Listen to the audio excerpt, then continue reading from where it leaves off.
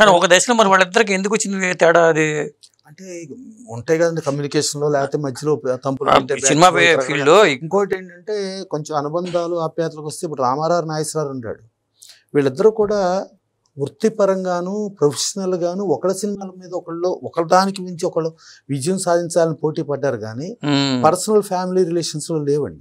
రామారావు పిల్లలందరూ కూడా నాగేశ్వరరావుని బాబాయ్ అని పిలవటం, అట్లాగే నాగేశ్వరరావు పిల్లలందరూ కూడా ఒక గుడ్ రిలేషన్ లోనే రన్ అయ్యేవారు. ఆ టైంలో నాగేశ్వరరావు నాగేశ్వరరావు ఇల్లు గృహప్రవేశం అనుకుంటే పెద్దోడు ఫోటో తీసుకురా అన్నమాట. పెద్దోడు ఫోటో అంటే నాగేశ్వరరావు వాళ్ళ అన్న ఫోటో తీసుకొచ్చారంట. నేను పెద్దోడు అంటే మన పెద్దోడు కాదు, ఆ పెద్దోడు గురించి మాట్లాడుతున్నా, ఆ పెద్దోడు కావాలంటే ఆ పెద్దోడు అంటే ఇంటి రామారావు, అంత రెస్పెక్ట్.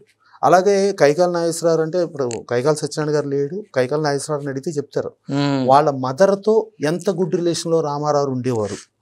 మదర్ గురించి ఏం చేస్తున్నారు, మదర్ ఎట్టా ఉంది, ఏంటి ఆవిడ ఆరోగ్యం ఎట్టా ఉంది, ఆవిడ పర్సనల్గా వెళ్ళి కలవటం, ఇవన్నీ కూడా అట్లా క్యారీ అవుతా ఉండి కైకాల సత్యనారాయణ గారు కూడా బతికొండ టైంలో ఒక టైంలో మధుమలై ఫారెస్ట్ లో ఉంటే రామారావు ఫోన్ చేశారంట. ఫోన్ చేస్తే అప్పుడు అక్కడ వర్షాలు అయి ఉండి కమ్యూనికేషన్లో సరిగ్గా వినపడక ఇది జరిగిందంట. లేదంటే ఆ రోజుల్లో కైకాల సత్యనారాయణ గారిని ఎమ్మెల్యేని చేసి మినిస్టర్ చేద్దామని అనుకున్నారు.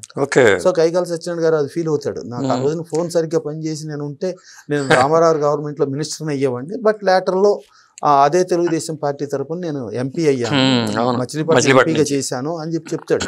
సో ఆయన కులం మతం ప్రాంతం ఇవన్నీ ఇది చేయటం లేదండి.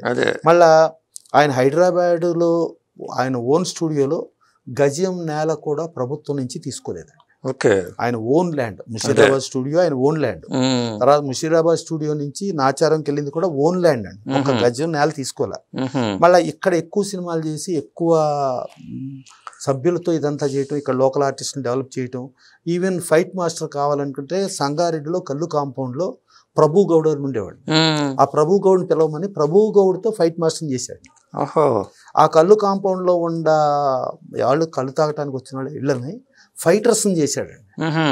ఈవెన్ డ్యాన్స్కి చూసుకుంటే లోకల్ డాన్సర్స్, అలాగే మీకు కూచిపూడి డాన్సర్స్ వీళ్ళని పెట్టుకుని ముక్కురాజు గారి ద్వారా లోకల్ డాన్సర్స్ అంటే అట్లా లోకల్గా ఉన్న వాళ్ళని 24 క్రాఫ్ట్లు సాంకేతిక నిపుణుల్ని ఫస్ట్ తెలంగాణలో ఆయన అభివృద్ధి చేసి ఇక్కడ ఉండి అభివృద్ధి చేసిన దాంట్లో అగ్రతాంబోలో ఎన్టీ రామారావు. So local